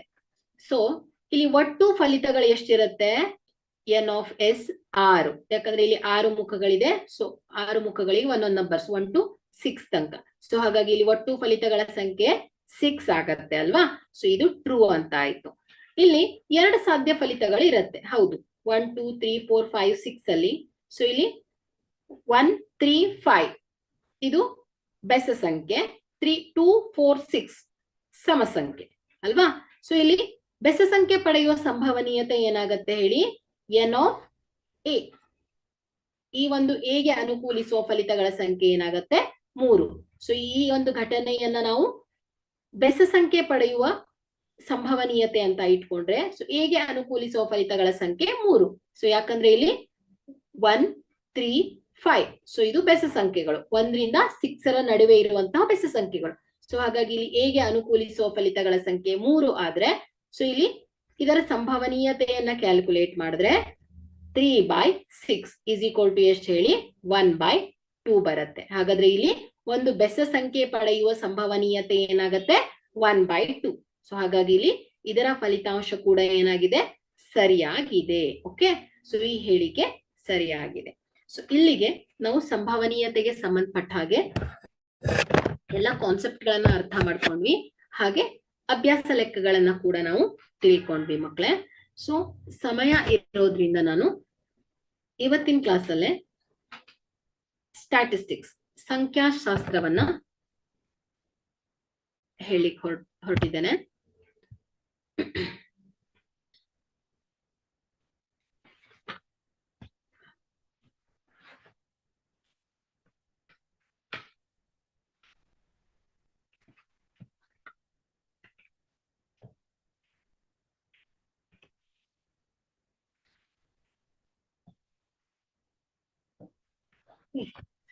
ಓಕೆ.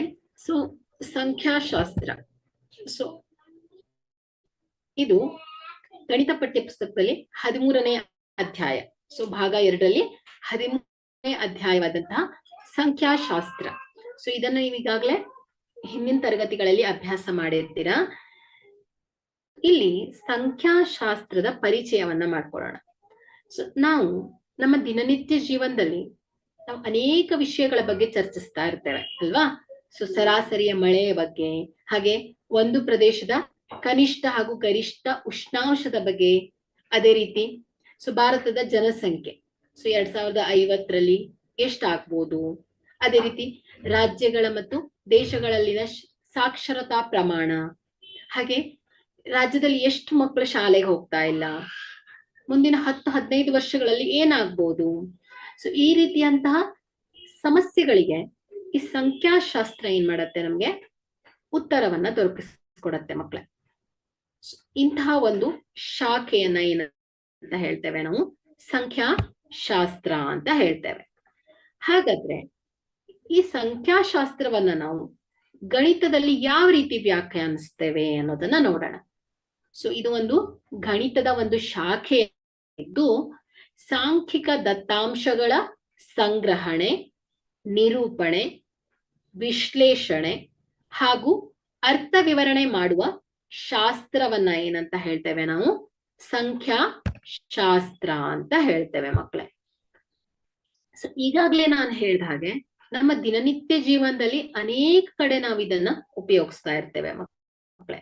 ಸೊ ವ್ಯಾಪಾರ ಮತ್ತು ಹಣಕಾಸುಗಳಲ್ಲಿ ಮಾರುಕಟ್ಟೆಯ ಸಂಶೋಧನೆ, ಹಾಗೆ ಮಾರಾಟದ ಮುನ್ಸೂಚನೆಯನ್ನ ತಿಳ್ಕೊಳ್ಳಿಕ್ಕೆ, ಸೊ ಅದರ ಮೌಲ್ಯಮಾಪನವನ್ನ ಮಾಡ್ಲಿಕ್ಕೆ, ಹಾಗೆ ಹಣಕಾಸಿನ ವಿಶ್ಲೇಷಣೆ ಹಾಗೂ ಆರ್ಥಿಕ ಪ್ರವೃತ್ತಿಗಳನ್ನ ಊಹಿಸ್ಕೊಳ್ಳಿಕ್ಕೆ, ಹಾಗೆ ನಮ್ಮ ಹೆಲ್ತ್ ಕೇರ್ ಮೆಡಿಸಿನ್ಸ್ ಗಳಲ್ಲಿ ಅಲ್ವಾ, ಸೊ ಸಾಂಕ್ರಾಮಿಕ ರೋಗಗಳ ಶಾಸ್ತ್ರಗಳಲ್ಲಿ, ಇದರ ಅಧ್ಯಯನಗಳಲ್ಲಿ, ಅದೇ ರೀತಿ ಔಷಧದ ಪರಿಣಾಮಕತ್ವವನ್ನ ವಿಶ್ಲೇಷಿಸೋದು, ಅದೇ ರೀತಿ ಜೈವಿಕ ಅಂಶಗಳ ಮತ್ತು ಸಾರ್ವಜನಿಕ ಆರೋಗ್ಯದ ಮೇಲ್ವಿಚಾರಣೆಯಲ್ಲಿ, ಅದೇ ರೀತಿ ಸರ್ಕಾರದ ನೀತಿ ನಿಯಮಗಳನ್ನ ರೂಪಿಸ್ಕೊಡ್ಲಿಕ್ಕೆ, ತಂತ್ರಜ್ಞಾನಗಳಲ್ಲಿ, ಅದೇ ರೀತಿ ಬಜೆಟಿಂಗ್, ಗ್ರಾಹಕರ ವಿಮರ್ಶೆಗಳನ್ನ ತಿಳ್ಕೊಳ್ಳಿಕ್ಕೆ. ಸೊ ಇಂತಹ ತುಂಬಾ ಕೇಸ್ಗಳಲ್ಲಿ ನಾವು ಸಂಖ್ಯಾಶಾಸ್ತ್ರವನ್ನ ಬಳಸ್ತಾ ಇರ್ತೀವಿ.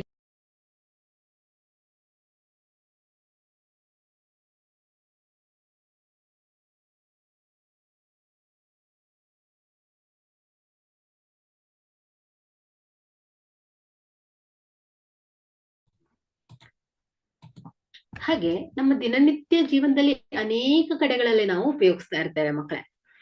ಹಾಗಾದ್ರೆ ನಾವು ಈ 10ನೇ ತರಗತಿಯಲ್ಲಿ ಸಂಖ್ಯಾಶಾಸ್ತ್ರಕ್ಕೆ ಸಂಬಂಧಪಟ್ಟ ಹಾಗೆ ಸೊ ಯಾವ ಯಾವ ಕಾನ್ಸೆಪ್ಟ್ ಅನ್ನ ಅರ್ಥ ಮಾಡ್ಕೊಳ್ಳಿಕ್ ಹೊಟ್ಟಿದ್ದೇವೆ ಅನ್ನೋದನ್ನ ನೋಡ್ಕೊ. ಸೊ ಅದಕ್ಕೂ ಮೊದಲು ಸೊ ಹಿಂದಿನ ತರಗತಿಯಲ್ಲಿ ನಾವು ಸಂಖ್ಯಾಶಾಸ್ತ್ರಕ್ಕೆ ಸಂಬಂಧಿಸಿದಂತೆ ಯಾವ ಯಾವ ಅಂಶಗಳನ್ನ ತಿಳ್ಕೊಂಡಿದ್ದೇವೆ ಅನ್ನೋದನ್ನ ಕೂಡ ತಿಳ್ಕೊಳ್ಳೋಣ ಮಕ್ಕಳೇ. ಸೊ ನೀವು ಹಿಂದಿನ ಕ್ಲಾಸ್ ಅಲ್ಲಿ ಸರಾಸರಿ, ಮಧ್ಯಾಂಕ ಮತ್ತು ಬಹುಲಕವನ್ನ ಕಂಡುಹಿಡಿಯೋದು ಹೇಗೆ ಅನ್ನೋದನ್ನ ನೋಡಿದ್ರಿ ಅಲ್ವಾ. ಸೊ ಒಂದಿಷ್ಟು ಡಾಟಾ, ಸೊ ಉದಾಹರಣೆಗೆ 12 ವಿದ್ಯಾರ್ಥಿಗಳ ವಯಸ್ಸನ್ನ ಕೊಟ್ಟಿದ್ದಾರೆ ಇಲ್ಲಿ. ಓಕೆ, 10, 8, 7. ಸೊ ಈ ರೀತಿಯಾಗಿ 12 ವಿದ್ಯಾರ್ಥಿಗಳು, ಒಂದು ತರಗತಿಯಲ್ಲಿರುವಂತಹ 12 ವಿದ್ಯಾರ್ಥಿಗಳ ವಯಸ್ಸನ್ನ ಕೊಟ್ಟಿದ್ರು. ಸೊ ಇದನ್ನ ಈ ಒಂದು ಕೊಟ್ಟಿರುವ ದತ್ತಾಂಶದ ಸರಾಸರಿ, ಮಧ್ಯಾಂಕ ಮತ್ತು ಬಹುಲಕವನ್ನ ಕಂಡುಹಿಡಿಯಿರಿ ಅಂತ ಕೇಳ್ತಿದ್ರು ಅಲ್ವಾ. ಸೊ ಹಿಂದಿನ ಕ್ಲಾಸ್ ಅಲ್ಲಿ ಇದನ್ನ ತಿಳ್ಕೊಂಡಿದ್ದೀರಾ. ಸೊ ಯಾವ ರೀತಿಯಾಗಿ ಮಾಡ್ತಾ ಇದ್ರಿ, ಸರಾಸರಿಯನ್ನ ಕಂಡುಹಿಡಿಬೇಕು.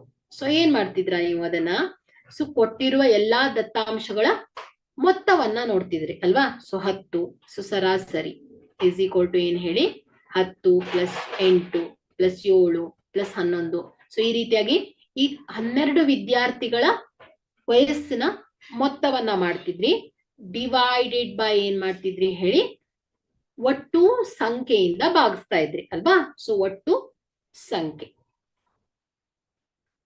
ಸೊ ಕೊಟ್ಟಿರುವ ದತ್ತಾಂಶಗಳ ಅಂದ್ರೆ 12 ವಿದ್ಯಾರ್ಥಿಗಳ ವಯಸ್ಸಿನ ಮೊತ್ತ ಡಿವೈಡೆಡ್ ಬೈ ಏನ್ ಹೇಳಿ, ಸಂಖ್ಯೆ, ಒಟ್ಟು ಸಂಖ್ಯೆ. 12 ವಿದ್ಯಾರ್ಥಿಗಳು ಅಂದ್ರೆ ಡಿವೈಡೆಡ್ ಬೈ 12 ಆಗ್ತಿತ್ತು. ಸೊ ಇದನ್ನ ಸಿಂಪ್ಲಿಫೈ ಮಾಡಿದ್ರೆ ನಿಮ್ಗೆ ಸರಾಸರಿ ಸಿಕ್ತಿತ್ತು ಅಲ್ವಾ. ಸೊ ಇದನ್ನ ನೀವು ಹಿಂದಿನ ತರಗತಿಯಲ್ಲಿ ಅಭ್ಯಾಸ ಮಾಡಿದೀರ. ಅದೇ ರೀತಿ ಮಧ್ಯಾಂಕವನ್ನ ಹೇಗೆ ಕಂಡುಹಿಡಿತಿದ್ವಿ ನಾವು, ಸೊ ಮಧ್ಯಾಂಕ ಸೊ ಏನ್ ಮಾಡ್ತಾ ಇದ್ವಿ ನಾವು, ಕೊಟ್ಟಿರುವ ದತ್ತಾಂಶವನ್ನ ಏನ್ ಮಾಡ್ತಿದ್ವಿ, ಸಣ್ಣದ್ರಿಂದ ದೊಡ್ಡಕ್ಕೆ ಅಥವಾ ದೊಡ್ಡದ್ರಿಂದ ಸಣ್ಣಕ್ಕೆ ಆರೋಹಣ ಅಥವಾ ಅವರೋಹಣ ಕ್ರಮದಲ್ಲಿ ಇದನ್ನ ಜೋಡಿಸ್ಕೊಳ್ತಾ ಇದ್ವಿ. ಸೊ ಜೋಡಿಸ್ಕೊಂಡು ಏನ್ ಮಾಡ್ತಾ ಇದ್ರಿ, ಮಧ್ಯದಲ್ಲಿ ಬರ್ತಿತ್ತಲ್ಲ, ಸೊ ಮಧ್ಯದಲ್ಲಿರುವ ಸಂಖ್ಯೆ ಏನಾಗ್ತಿತ್ತು ಹೇಳಿ, ಈ ಒಂದು ಕೊಟ್ಟಿರುವ ದತ್ತಾಂಶದ ಮಧ್ಯಾಂಕ ಆಗ್ತಿತ್ತು ಮಕ್ಕಳೇ. ಉದಾಹರಣೆಗೆ ಕೊಟ್ಟಿರುವ ದತ್ತಾಂಶ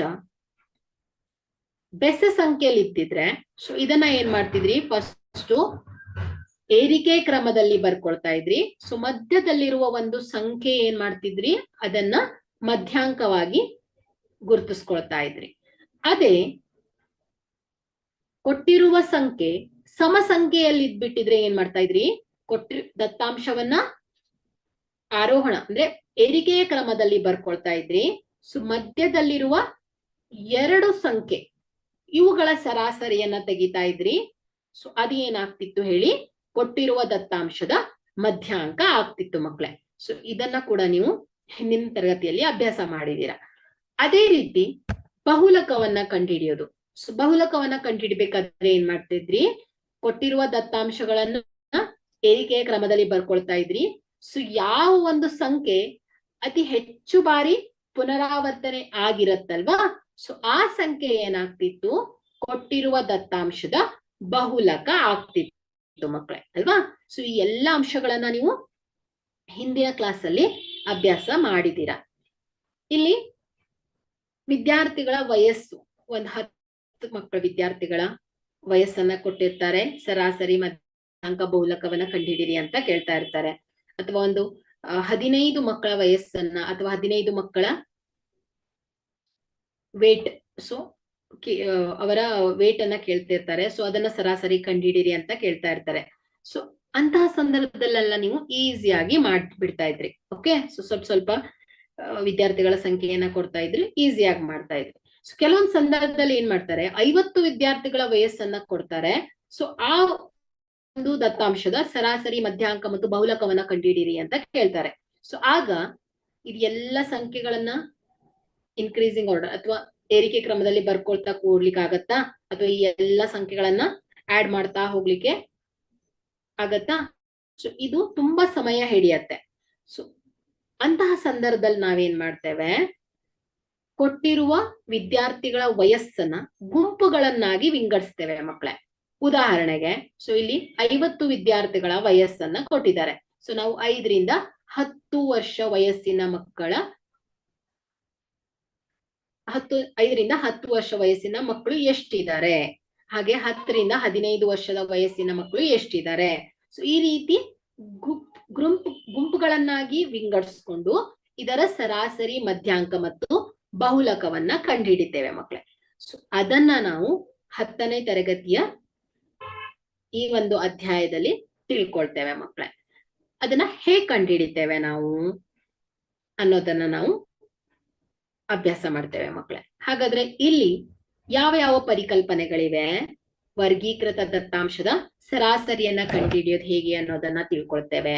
ಹಾಗೆ ವರ್ಗೀಕೃತ ದತ್ತಾಂಶದ ಬಹುಲಕವನ್ನ ಕಂಡುಹಿಡಿಯೋದು ಹೇಗೆ ಅನ್ನೋದನ್ನ ಅರ್ಥ ಮಾಡ್ಕೊಳ್ತೇವೆ. ಹಾಗೆ ವರ್ಗೀಕೃತ ದತ್ತಾಂಶಗಳ ಮಧ್ಯಾಂಕವನ್ನ ಕಂಡುಹಿಡಿಯೋದು ಹೇಗೆ ಅನ್ನೋದನ್ನ ತಿಳ್ಕೊಳ್ತೇವೆ. ಸೊ ಹಿಂದಿನ ಕ್ಲಾಸ್ ಅಲ್ಲೆಲ್ಲ ನಾವು ಅವರ್ಗೀಕೃತ ದತ್ತಾಂಶಗಳ ಸರಾಸರಿ, ಬಹುಲಕ ಮತ್ತು ಮಧ್ಯಾಂಕವನ್ನ ಕಂಡುಹಿಡ್ತಿದ್ದೇವೆ ಅಲ್ವಾ. ಸೊ ಈಗಾಗ್ಲೇ ನಾನು ಹೇಳಿದ್ದೇನೆ, ಶಾರ್ಟ್ ಆಗಿ ಎಕ್ಸ್ಪ್ಲೇನ್ ಮಾಡಿದ್ದೇನೆ.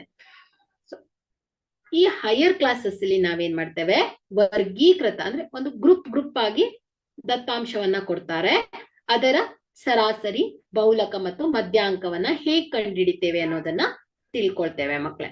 ಸೊ ಒಂದೊಂದಾಗಿ ಅದನ್ನ ನೋಡ್ತಾ ಹೋಗೋಣ. ಸೊ ಇಲ್ಲಿ ಏನಿಲ್ಲ ಮಕ್ಕಳೇ, ಮೊದಲನೇದಾಗಿ ವರ್ಗೀಕೃತ ದತ್ತಾಂಶಗಳ ಸರಾಸರಿ, ಮಧ್ಯಾಂಕ ಮತ್ತು ಬಹುಲಕ. ಸೊ ಈ ಮೂರಕ್ಕೂ ಸೂತ್ರವನ್ನ ಕೊಟ್ಟಿದ್ದಾರೆ. ಸೊ ಈ ಸೂತ್ರವನ್ನ ನೋಡ್ಬೇಕು, ಸೂತ್ರವನ್ನ ಅರ್ಥ ಮಾಡ್ಕೊಳ್ಬೇಕು. ಸೊ ಇದನ್ನ ನೆನಪಿನಲ್ಲಿ ಇಟ್ಕೊಳ್ಬೇಕಾಗತ್ತೆ. ಸೊ ನೆಕ್ಸ್ಟ್, ಸೊ ಸೂತ್ರದ ಪ್ರಕಾರ ಕೊಟ್ಟಿರುವ ದತ್ತಾಂಶಗಳ ಸರಾಸರಿ, ಬಹುಲಕ ಮತ್ತು ಮಧ್ಯಾಂಕವನ್ನ ಕಂಡುಹಿಡಿಯೋದನ್ನ ಹೇಗೆ ಅನ್ನೋದನ್ನ ನೋಡ್ತಾ ಹೋಗ್ತೇವೆ. ಸೊ ಮೊದಲನೆಯ ಕಾನ್ಸೆಪ್ಟ್ ಅಲ್ಲಿ ಸರಾಸರಿಯನ್ನ ಕಂಡುಹಿಡಿಯೋದನ್ನ ಕೇಳ್ತಾರೆ. ಸೊ ಇಲ್ಲಿ 3 ವಿಧಾನವನ್ನ ಬಳಸ್ಕೊಂಡು ಕೊಟ್ಟಿರುವ ದತ್ತಾಂಶಗಳ ಸರಾಸರಿಯನ್ನ ನೋಡ್ಬೇಕಾಗತ್ತೆ. ಮೊದಲನೇ ವಿಧಾನ ನೇರ ವಿಧಾನ. So X bar is equal to summation F I X I divided by summation F I. Okay, so ಇದು ನೇರ ವಿಧಾನ. ಸೊ ಇಲ್ಲಿ ಎಫ್ ಅನ್ನೋದು ಪ್ರತಿ ವರ್ಗಾಂತರದ ಆವೃತ್ತಿ. ಸೊ F1 F2 F3 ಅನ್ನೋದು ಆವೃತ್ತಿಯನ್ನ ರೆಪ್ರೆಸೆಂಟ್ ಮಾಡುತ್ತೆ. ಎಕ್ಸ್ ಅನ್ನೋದು ವರ್ಗಾಂತರದ ಮಧ್ಯಬಿಂದು. ಸೊ ಇಲ್ಲಿ ವರ್ಗಾಂತರದ ಮಧ್ಯಬಿಂದುವನ್ನ ನಾವು ಹೇಗೆ ಕ್ಯಾಲ್ಕುಲೇಟ್ ಮಾಡ್ತೇವೆ ಅನ್ನೋದನ್ನ ನಾವು ಮುಂದೆ ಅಭ್ಯಾಸ ಲೆಕ್ಕಗಳಲ್ಲಿ ಸಾಲ್ವ್ ಮಾಡ್ತೀವಲ್ವಾ. ಸೊ ಆಗ ನಾನು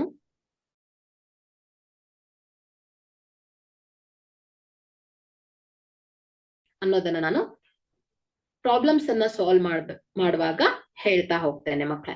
ಅದೇ ರೀತಿ ಸಮೇಶನ್. ಸೊ ಸಮೇಶನ್ ಅನ್ನೋದು ಮೊತ್ತವನ್ನ ರೆಪ್ರೆಸೆಂಟ್ ಮಾಡುತ್ತೆ, ಒಟ್ಟು ಮೊತ್ತ. ಸಮೇಶನ್ ಎಫ್ ಐ ಅಂದ್ರೆ ಏನ್ ಹೇಳಿ, ಆವೃತ್ತಿಯ ಒಟ್ಟು ಮೊತ್ತಗಳನ್ನ ಗುರುತಿಸೋದು. ಅದೇ ರೀತಿ ಅಂದಾಜು ಸರಾಸರಿ ವಿಧಾನ.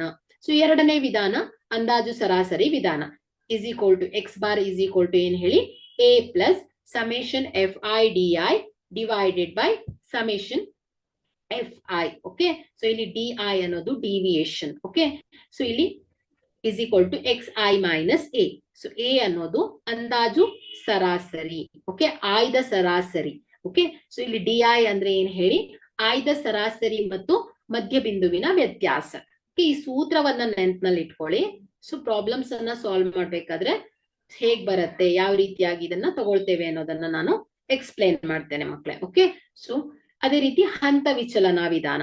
X bar is equal to A plus summation F I U I divided by summation F I into H.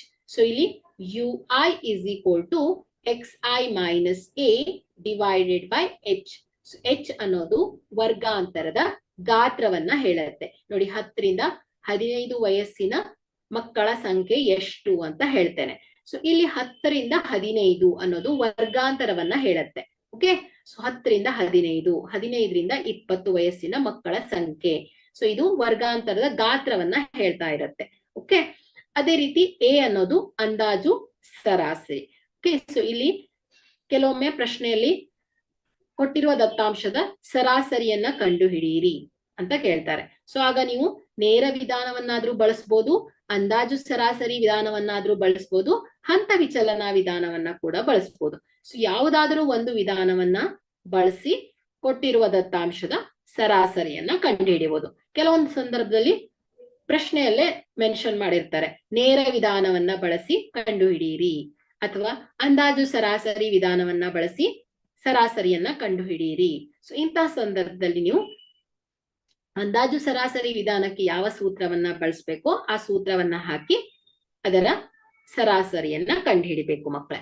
ಎರಡನೇ ಕಾನ್ಸೆಪ್ಟ್ ಏನಿದೆ, ಕೊಟ್ಟಿರುವ ದತ್ತಾಂಶ ಅಂದ್ರೆ ವರ್ಗೀಕೃತ ದತ್ತಾಂಶಗಳ ಬಹುಲಕ. ಸೊ ಹಿಂದಿನ ಕ್ಲಾಸಲ್ಲೆಲ್ಲ ನೀವು ಅವರ್ಗೀಕೃತ ದತ್ತಾಂಶಗಳ ಸರಾಸರಿ ಬಹುಲಕವನ್ನ ನೋಡಿದ್ರಿ. 10ನೇ ತರಗತಿಯಲ್ಲಿ ಕೇವಲ ವರ್ಗೀಕೃತ ದತ್ತಾಂಶಗಳ ಬಹುಲಕ, ಸರಾಸರಿ ಮತ್ತು ಮಧ್ಯಾಂಕವನ್ನ ನೋಡ್ತೀರಾ ಮಕ್ಕಳು. ಸೊ ಇದು ತುಂಬಾ ಈಸಿ ಕಾನ್ಸೆಪ್ಟ್. ಕೇವಲ 3 ಫಾರ್ಮುಲಾ, ಬಹುಲಕ, ಮಧ್ಯಾಂಕ ಮತ್ತು ಸರಾಸರಿ. ಸೊ ಈ 3 ಫಾರ್ಮುಲಾವನ್ನ ನೆನ್ಪಿಟ್ಕೊಳ್ಬೇಕು. ಹಾಗೆ ಯಾವ ರೀತಿ ಇದನ್ನು ಸಾಲ್ವ್ ಮಾಡ್ತಾರೆ. ಸೊ ಇಲ್ಲಿ ಈಸಿ ಮಲ್ಟಿಪ್ಲಿಕೇಶನ್, ಎಡಿಷನ್, ಈ ರೀತಿ ಕಾಮನ್ ಆಪರೇಷನ್ಸ್ ಗೊತ್ತಿದ್ರೆ ಆಗೋಯ್ತು, ಈಸಿಯಾಗಿ ಸಾಲ್ವ್ ಮಾಡ್ಬೋದು. ಓಕೆ, ಸೊ 4 ಮಾರ್ಕ್ಸ್, 5 ಮಾರ್ಕ್ಸ್ ಅಥವಾ 3 ಮಾರ್ಕ್ಸ್ ಅಲ್ಲಿ ಜಾಸ್ತಿ ಕ್ವಶನ್ಸ್ ಗಳನ್ನ ಕೇಳ್ತಾ ಇರ್ತಾರೆ. ಓಕೆ, ಸೊ ಅದೇ ರೀತಿ ಬಹುಲಕ, ಕೊಟ್ಟಿರುವ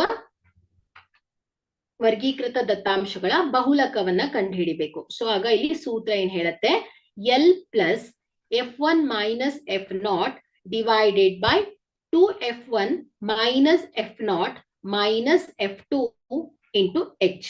ಓಕೆ, ಸೊ ಇಲ್ಲಿ ಎಲ್ ಅನ್ನೋದು ಬಹುಲಕ ವರ್ಗದ ಕೆಳಮಿತಿ, H ವರ್ಗಾಂತರದ ಗಾತ್ರ, F1 ಬಹುಲಕ ವರ್ಗದ ಆವೃತ್ತಿ, F0 ಬಹುಲಕ ವರ್ಗದ ಹಿಂದಿನ ವರ್ಗದ ಆವೃತ್ತಿ, F2 ಬಹುಲಕ ವರ್ಗದ ಮುಂದಿನ ವರ್ಗದ ಆವೃತ್ತಿ. ಓಕೆ, ಸೊ ಇದಿಷ್ಟು ಅಂಶವನ್ನ ಜಸ್ಟ್ ಅಬ್ಸರ್ವ್ ಮಾಡಿ. ಸೊ ಲೆಕ್ಕವನ್ನ ಮಾಡ್ಬೇಕಾದ್ರೆ ಪ್ರತಿಯೊಂದು ಅಂಶವನ್ನ ನಾನು ಎಕ್ಸ್ಪ್ಲೇನ್ ಮಾಡ್ತೇನೆ, ಯಾವ ರೀತಿಯಾಗಿ ತಗೊಳ್ತೇವೆ ಅನ್ನೋದನ್ನ ನಾನು ಎಕ್ಸ್ಪ್ಲೇನ್ ಮಾಡ್ತೇನೆ. ಅದೇ ರೀತಿ ವರ್ಗೀಕೃತ ದತ್ತಾಂಶಗಳ ಮಧ್ಯಾಂಕ. ಸೊ ಇಲ್ಲಿ ಮಧ್ಯಾಂಕವನ್ನ ಕಂಡುಹಿಡಿಬೇಕಾದ್ರೆ ಮೀಡಿಯನ್, ಸೊ ಇದನ್ನ ಇಂಗ್ಲಿಷ್ ನಲ್ಲಿ ಮೀಡಿಯನ್ ಅಂತ ಹೇಳ್ತೇವೆ. So L plus N by 2 minus C F ಅಂದ್ರೆ ಸಂಚಿತ ಆವೃತ್ತಿ ಅಂತ ಹೇಳ್ತೇವೆ, ಡಿವೈಡೆಡ್ ಬೈ ಎಫ್, ಎಫ್ ಏನ್ ಹೇಳಿ ಆವೃತ್ತಿ, ಇಂಟು ಎಚ್ ವರ್ಗಾಂತರದ ಗಾತ್ರ. ಸೊ ಎಲ್ ಅಂದ್ರೆ ವರ್ಗಾಂತರದ ಕೆಳಮಿತಿ. ಓಕೆ, ಸೊ ಇದು ವರ್ಗೀಕೃತ ದತ್ತಾಂಶಗಳ ಮಧ್ಯಾಂಕವನ್ನ ಕಂಡುಹಿಡಿಯುವ ಸೂತ್ರ. ಅದೇ ರೀತಿ ಸರಾಸರಿ, ಬಹುಲಕ ಮತ್ತು ಮಧ್ಯಾಂಕಗಳ ನಡುವಿನ ಸಂಬಂಧ. ಸೊ ಈ ಮೂರು ಅಂಶಗಳ ಸಂಬಂಧವನ್ನ ಹೇಗೆ ಹೇಳ್ತೇವೆ, ಬಹುಲಕ ಈಸ್ ಈಕ್ವಲ್ ಟು 3 ಇಂಟು ಮಧ್ಯಾಂಕ ಮೈನಸ್ 2 ಇಂಟು ಸರಾಸರಿ. ಸೊ ಇದನ್ನ ನಿಮ್ಗೆ ಮಲ್ಟಿಪಲ್ ಚಾಯ್ಸ್ ಕ್ವಶನ್ಸ್ ಗಳಲ್ಲಿ ಕೇಳ್ತಾ ಇರ್ತಾರೆ. ಸರಾಸರಿ, ಬಹುಲಕ ಮತ್ತು ಮಧ್ಯಾಂಕಗಳ ನಡುವಿನ ಸಂಬಂಧವನ್ನ ಗುರುತಿಸಿ 4 ಆಪ್ಷನ್ ಕೊಟ್ಟಿರ್ತಾರೆ. ಸೊ ಯಾವ ಆಯ್ಕೆ ಸರಿಯಾಗಿದೆ ಅನ್ನೋದನ್ನ ನೋಡ್ಬೇಕಾಗತ್ತೆ. ಹಾಗಾಗಿ ಈ ಒಂದು ಫಾರ್ಮುಲಾ ಕೂಡ ನೀವು ನೆನ್ಪಿನಲ್ಲಿ ಇಟ್ಕೊಳ್ಳಿ. ಹಾಗೆ ಕೆಲವೊಂದು ಸಂದರ್ಭದಲ್ಲಿ 1 ಮಾರ್ಕ್ಸ್ ಕ್ವಶನ್ಸ್ ಗಳಲ್ಲಿ ಕೇಳ್ತಾ ಇರ್ತಾರೆ. ಮಧ್ಯಾಂಕದ ಬೆಲೆಯನ್ನ ಕೊಟ್ಟಿರ್ತಾರೆ, ಬಹುಲಕದ ಬೆಲೆಯನ್ನ ಕೂಡ ಕೊಟ್ಟಿರ್ತಾರೆ. ಸೊ ನೀವು ಸೂತ್ರದ ಸಹಾಯದಿಂದ ಏನ್ ಮಾಡ್ಬೋದು, ಸರಾಸರಿಯನ್ನ ಫೈಂಡ್ ಔಟ್ ಮಾಡ್ಬೋದು. ಸೊ ಕೆಲವೊಂದು ಸಂದರ್ಭದಲ್ಲಿ ಮಧ್ಯಾಂಕ ಮತ್ತು ಸರಾಸರಿಯನ್ನ ಕೊಟ್ಟಿರ್ತಾರೆ, ಬಹುಲಕವನ್ನ ಕಂಡುಹಿಡೀರಿ ಅಂತ ಕೇಳ್ತಾ ಇರ್ತಾರೆ. ಸೊ ಆಗ ಕೂಡ ನೀವು ಈ ಒಂದು ಸೂತ್ರದ ಸಹಾಯದಿಂದ ಏನ್ ಮಾಡ್ಬೋದು, ಕೊಟ್ಟಿರುವ ದತ್ತಾಂಶಗಳ ಬಹುಲಕವನ್ನ ಕೂಡ ಫೈಂಡ್ ಔಟ್ ಮಾಡ್ಬೋದು ಮಕ್ಕಳೇ. ಸೊ ಈ ಒಂದು ಸಂಖ್ಯಾಶಾಸ್ತ್ರದಲ್ಲಿ ನಿಮ್ಗೆ ಇದಿಷ್ಟು ಕಾನ್ಸೆಪ್ಟ್ ಇದೆ. ಮುಖ್ಯವಾಗಿ 3 ಸೂತ್ರ, ನೇರ ವಿಧಾನದಲ್ಲಿ 3 ಸೂತ್ರವಿದೆ, ಹಾಗೆ ಬಹುಲಕ ಮತ್ತು ಮಧ್ಯಾಂಕದಲ್ಲಿ ಸೂತ್ರ. ಸೊ ಇದಿಷ್ಟು ಅಂಶವನ್ನ ನೆನಪಿನಲ್ಲಿ ಇಟ್ಕೊಂಡ್ರೆ ಆಯ್ತು. ಓಕೆ, ಸೊ ನೆಕ್ಸ್ಟ್ ಕ್ಲಾಸ್ ಅಲ್ಲಿ ನಾನು ಸಂಖ್ಯಾಶಾಸ್ತ್ರದಲ್ಲಿ ಮಧ್ಯಾಂಕವನ್ನ ಕಂಡುಹಿಡಿಯೋದು ಹೇಗೆ, ಹಾಗೆ ಸರಾಸರಿಯನ್ನ ಕಂಡುಹಿಡಿಯೋದು ಹೇಗೆ, ಹಾಗೆ ಬಹುಲಕವನ್ನ ಕಂಡುಹಿಡಿಯೋದು ಹೇಗೆ, ಯಾವುದು ಹೇಳಿ, ವರ್ಗೀಕೃತ ದತ್ತಾಂಶಗಳ ಸರಾಸರಿ, ಮಧ್ಯಾಂಕ ಮತ್ತು ಬಹುಲಕವನ್ನ ಯಾವ ರೀತಿ ಕಂಡುಹಿಡಿತೇವೆ, ಹೇಗ್ ಮಾಡ್ತೇವೆ ಅನ್ನೋದನ್ನ ನಾನು ಮುಂದಿನ ಕ್ಲಾಸ್ ಅಲ್ಲಿ ಎಕ್ಸ್ಪ್ಲೇನ್ ಮಾಡ್ತೇನೆ. ಸೊ ಇವತ್ತಿನ ಕ್ಲಾಸ್ ಅನ್ನ ನಾನು ಇಲ್ಲಿಗೆ ಎಂಡ್ ಮಾಡ್ತೇನೆ ಮಕ್ಕಳೇ. Once again thank you all.